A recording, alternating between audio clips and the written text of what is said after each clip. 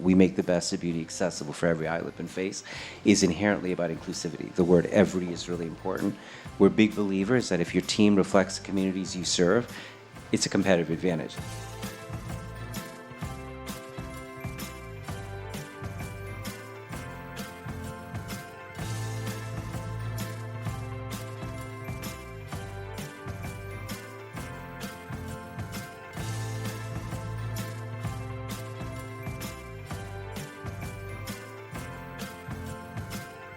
Tarang, thank you so much for being here. I've been looking forward to this conversation for a long time because you, over the course of 12 years, right? You've been in the job for 12 years. You have taken what was a pretty small, under a couple $100 million in revenue, discount beauty brand, and you've turned it into a powerhouse. And you've done it in a very unique way. And I think that's what we want to spend some time exploring. But I'd love to hear from your point of view, how did you make it a success? What was the secret to getting E.L.F. to a multi-billion-dollar brand? Well, first of all, thank you for having me. I'm looking forward to this conversation as well. For those not familiar with E.L.F. Beauty, we've been in business for 22 years.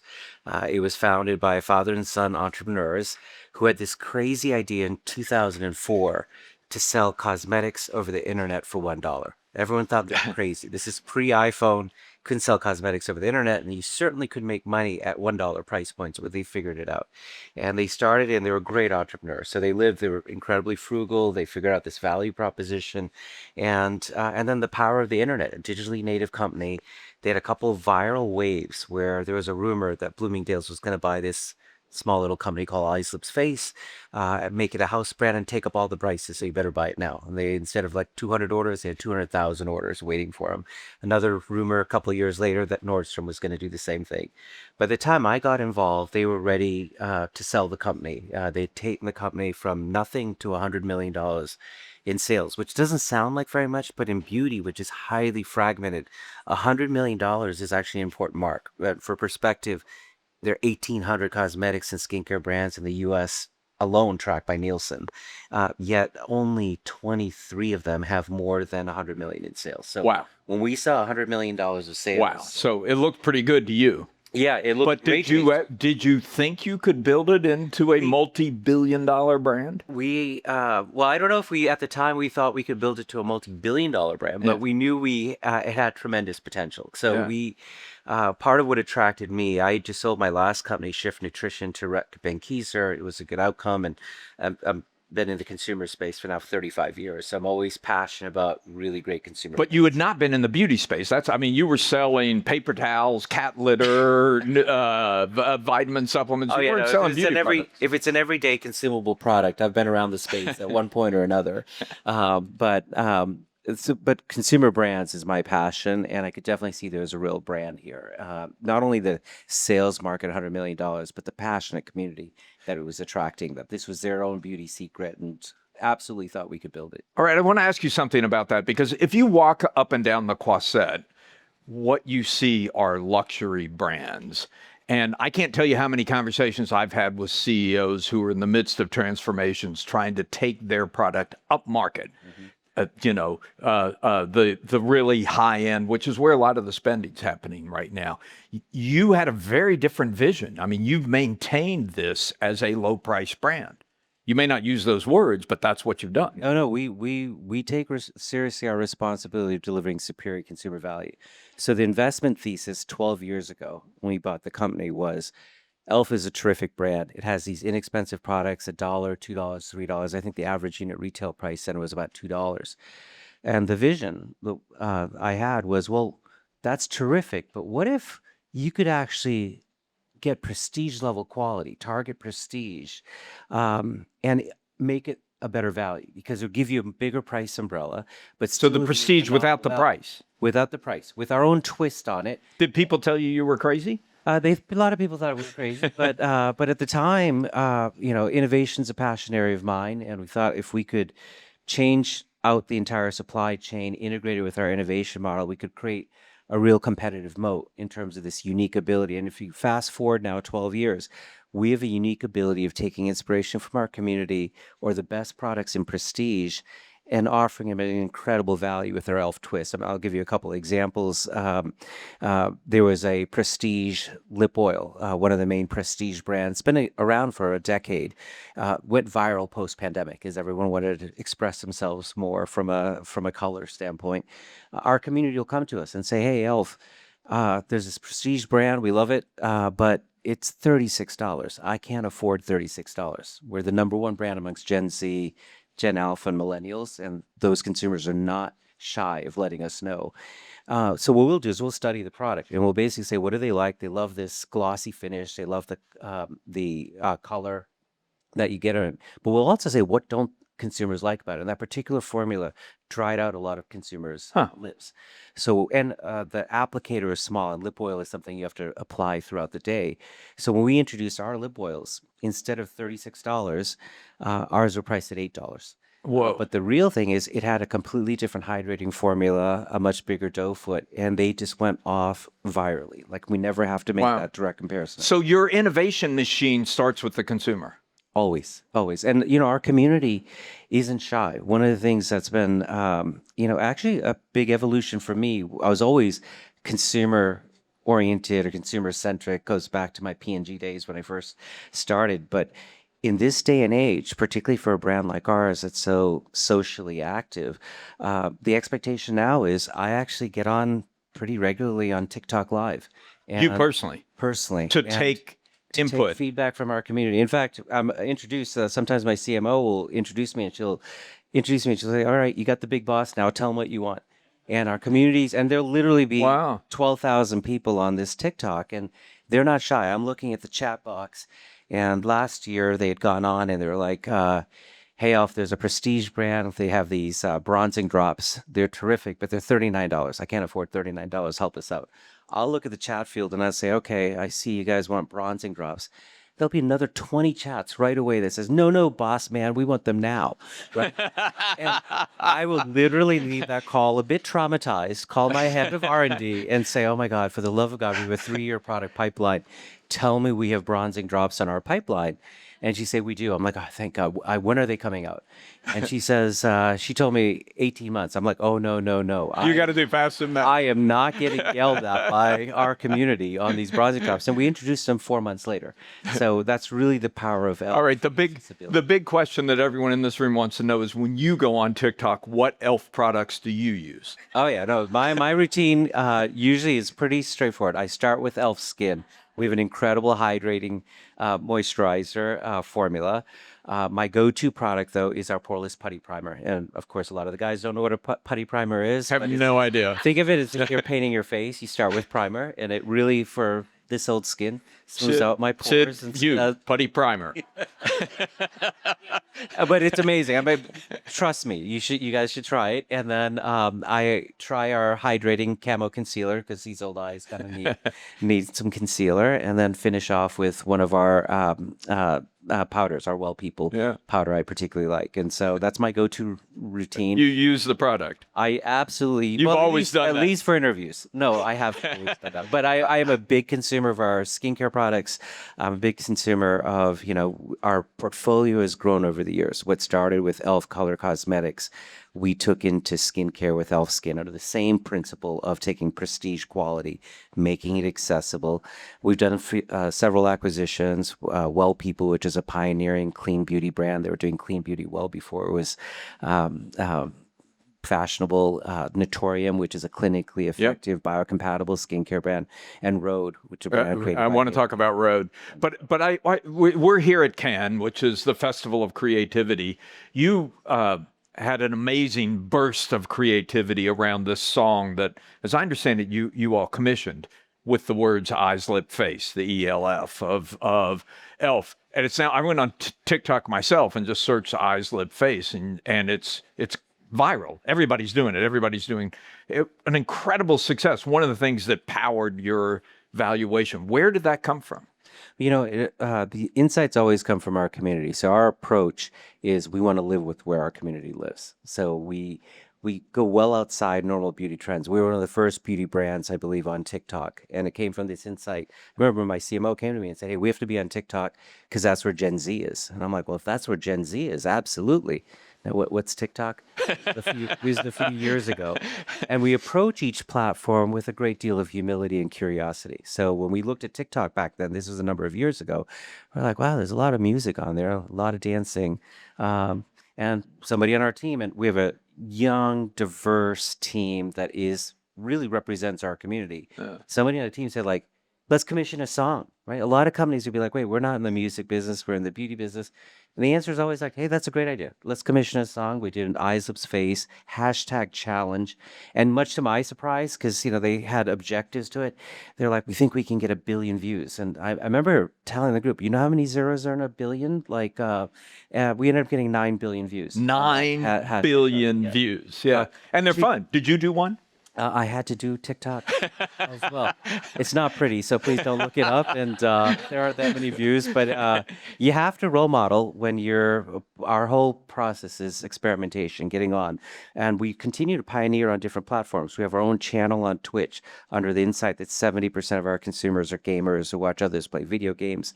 We have the #1 branded experience on Roblox, 98% rating, I think, over 15 million plays. And so our whole approach is, where does our community live? How do they want to engage with us?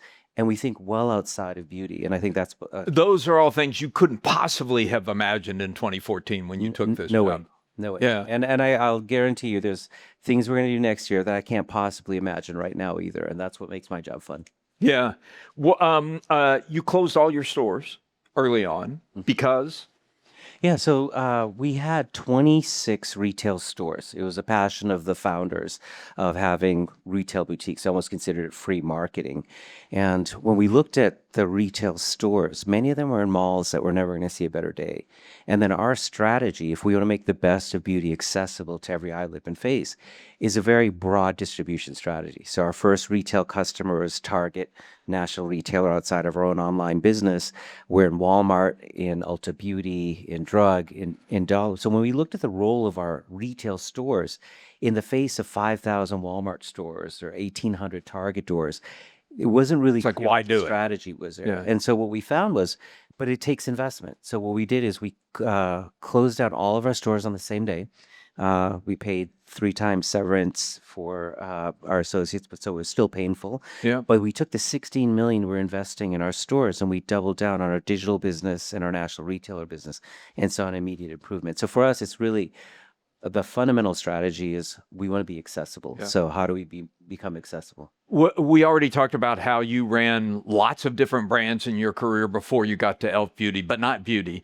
How is shampoo, paper towels, cat litter, how are those things different than a beauty brand, and how are they the same? Yeah. Well, I actually do consider hair care part of beauty. A beauty. So Fair. I did start my career in beauty. So I was part of the team in the early 90s at P&G that relaunched the Pantene brand and then did something unusual. That was my baby for 8 years. I picked up the other hair care brands, but in that time, Pantene went from a $50 million sales U.S. Western European hair care brand to a $2 billion market leader globally. And so Pantene was pretty formative in terms of my experience in beauty. But you're right. Since then, I've worked everything from paper to food to pet to laundry, home care, health care. If it's an everyday consumable product, I've probably been around the space at one time or another. And I'll tell you, the unifying element between all of these different categories is I'm absolutely passionate about building brands. There is a method to build a brand that is universal across categories. Works for any kind of brand. And the unifying element for me in every business I've ever had is you lead the innovation in the category. And being able to lead innovation is the best way to build brands. But probably the most important thing, and the thing I take the greatest pride in, is assembling these high performance teams. I always brag that 35 years of being in the consumer space, I've never had a business we haven't grown multiples of the category. And I always attribute it back to the team and that culture that we create. Yeah. Really impressive.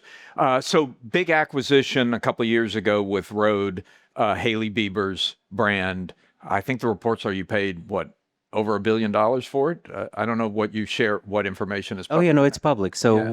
we acquired. It's actually not even a year ago. In August of last year, we acquired Rhode Skincare, a brand created by Hailey Bieber and her co-founders Michael and Lauren Ratner.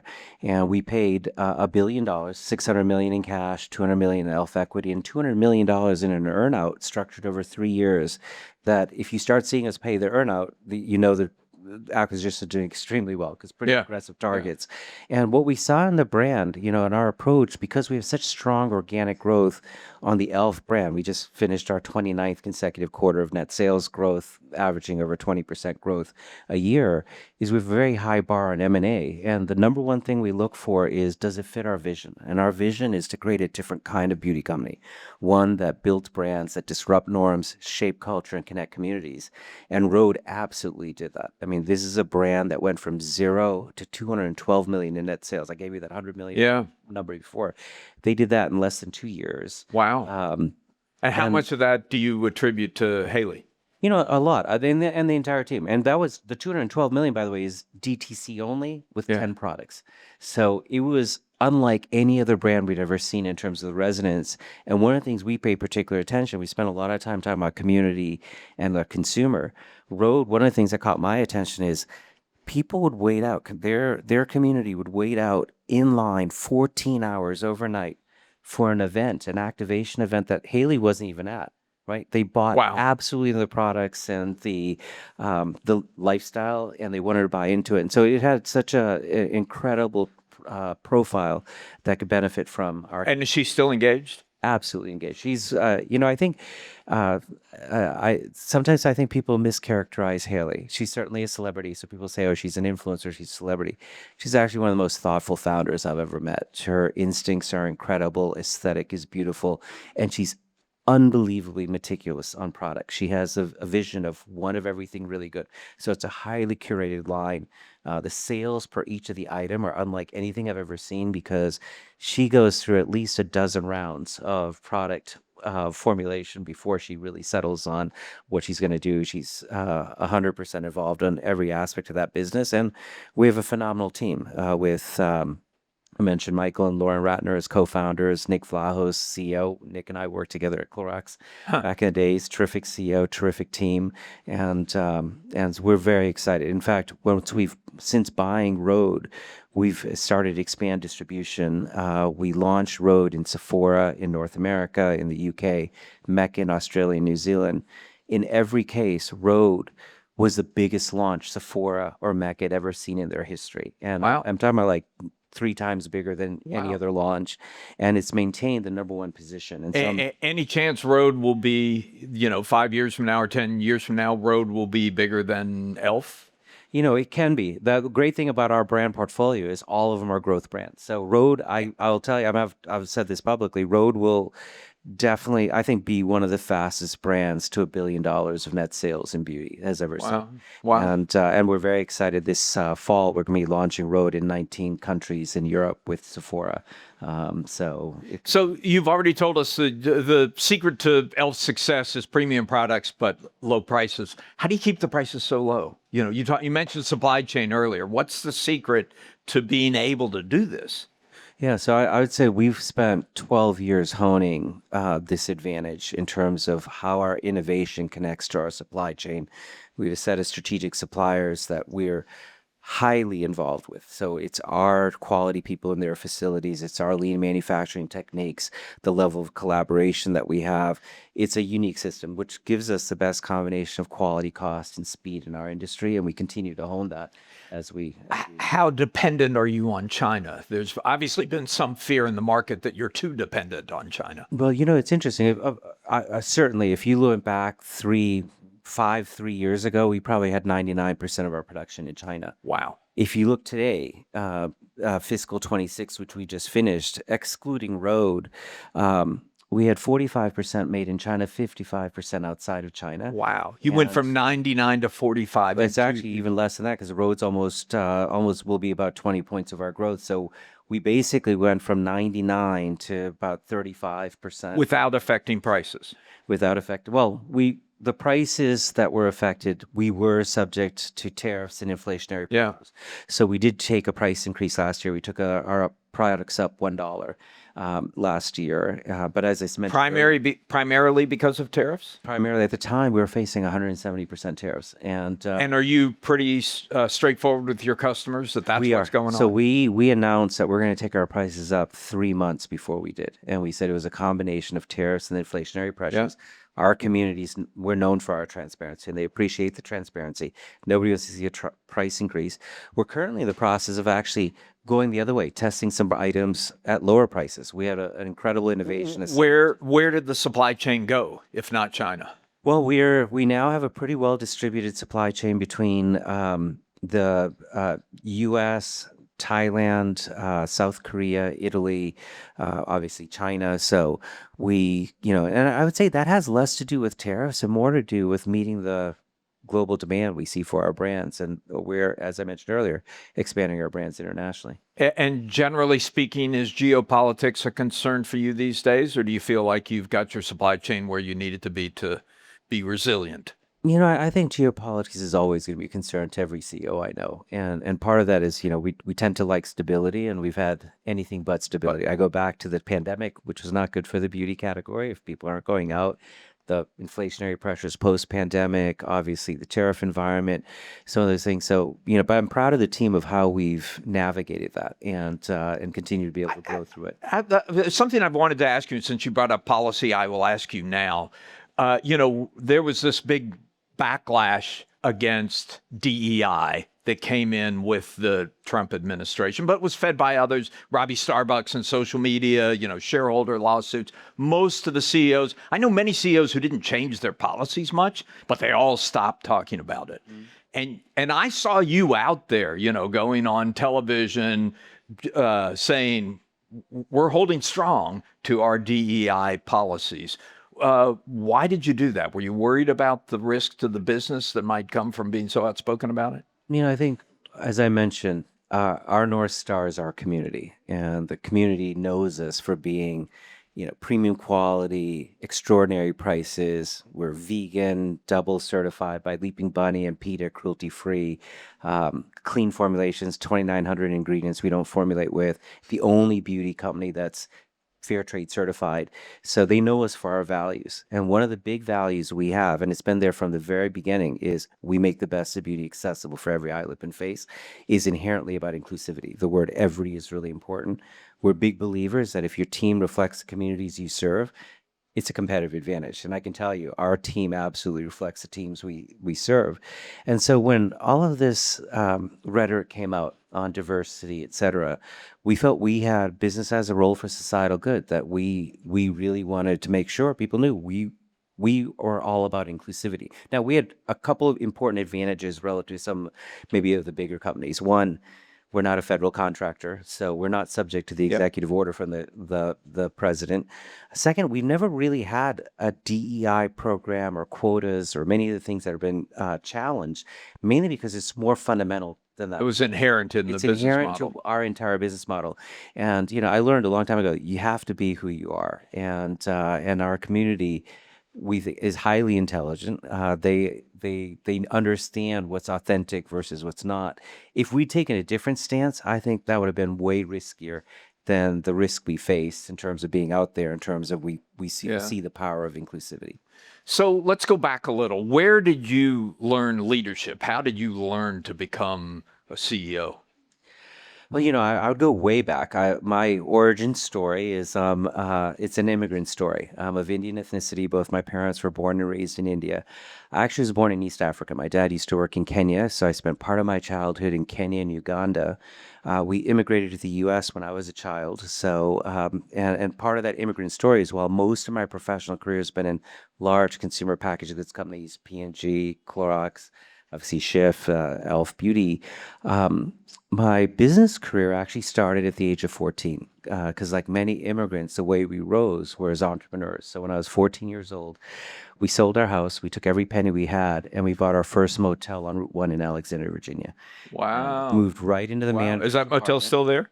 That motel's still there. We sold our motel business a while ago, but the motel's still there. And we moved into the manager's apartment. Our business model as a family is you'd find these distressed properties, we'd fix them up. We're good operators, and we kept building that out up until my mid 20s. My dad was highly involved with the Indian community in the U.S., wanted to start a temple.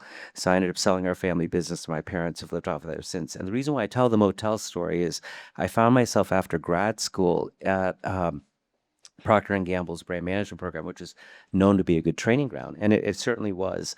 But everything I know about cash flow, economic profit, how you treat people, really came from those early days building up our family business with my Wow. dad. What was your role at the motel? Everything. Everything. I mean, my role was anything that needed to be done, which is, true of any small business. Well, So it yeah, it was creates manning, the ownership mentality that you want to manning the instill in all front your work. desk, and it really part of when you talk about leadership, certainly taught me a lot from about business standpoint, and but it also taught me a tremendous amount of humility. If your head ever got too big for itself, that you're the owner's son, and the maids didn't show up, guess who's making all the rooms? And you have a real appreciation for how hard it is for someone to work. And it's a lot of where many of my other beliefs, I saw the power of ownership. So I knew when I had my own companies, one of the things I wanted to make sure we did, and we're unique this way at E.L.F. in the beauty space, is we grant equity to every single employee every year. And Wow. if you exclude How much of the value of the company do the employees own, or I mean, ex-employees? we have an employee. I mean, obviously, it's a bigger company now, but I'd say total is probably close to 10%. But more importantly, I'd say the number that is more meaningful is if you exclude the executive committee of the company, since our IPO, we've granted $300 million of equity to our employees in a stock that's gone up about 4 times. Impressive. Well, you got a round of applause for that. But congratulations. it makes a difference to our results too. This is not just some type of gesture. Like our employees are absolutely aligned to the long-term interests of our shareholders, and it makes a difference in terms of their engagement. You must have made some mistakes along the way. We've all made mistakes. What's an example of a mistake you made that you learned from? Oh my God. When I get that question, I was like, made mistakes? You mean since this morning? Our whole approach is, as a digitally native company, we're constantly trying and learning things, and you're making mistakes all the time. So I think one of my personal mantras is I tell the team, I'm hardly ever right, but never in doubt. And I tell them that for two reasons. One, I'm going to be wrong a lot, but it's not going to keep us from moving forward. And oh, by the way, if you have a better idea, if there's better consumer data, Come at me. we're more than welcome it. I have no ego in terms of that's a better way of going. And so, I would say, I'm trying to think of some recent mistakes. I talked about pricing, where we had to take prices up $1. That's a decision where I'm looking back and saying, we were forced to because of the level of tariffs, but we also deliver superior value. Right. So that's a decision I'm actually currently looking at and saying, did we really have to take prices up on everything for a You dollar? think you might be able to go back on some of it? So we're testing. you're And so that's, I think the great thing about us is there's no, and what I learned a long time ago is don't let ego get in the way of the right choice or the right decision from a consumer standpoint. So, I mentioned earlier, we had a great innovation, our skin tints. They were priced at $18. We recently tested them at $14, and we saw in recent weeks an 85% lift. So it's indicating like, hey, the consumer's looking for more value. Just because we took pricing for a reason doesn't mean you can't go the other way. And so it's something that we're always open to is say, what's the right truth? Tarang, we have done an amazing thing that may be a unique thing at Cannes in the last 28 minutes. But we've had a very interesting conversation and not mentioned AI. But let's just take a second on AI. How is that going to change your business? Well, I mean, look, every business is going to fundamentally change the entire business. I think every workflow over time, but our approach has always been people first, right? I talked about our approach and our employees, making them owners, our approach on community first. So the way we're approaching AI is how does it first and foremost enable our people to do better work? And then the second thing with AI for us is we don't have any grand master plan on AI other than the test and learn we're known for. So we let each group in our company. So I just actually had an email this morning from our sales and operating group. This is a group that has a tremendous amount of data related to our sales plan and our forecast and how they want to apply AI to our S&OP process. Another, actually, last week, I reviewed a thing. We just went to SAP last year as a pretty big enterprise research planning conversion, SAP 2.0. We're Yeah. probably going to be one of the lead brands on being able Yeah. to do that.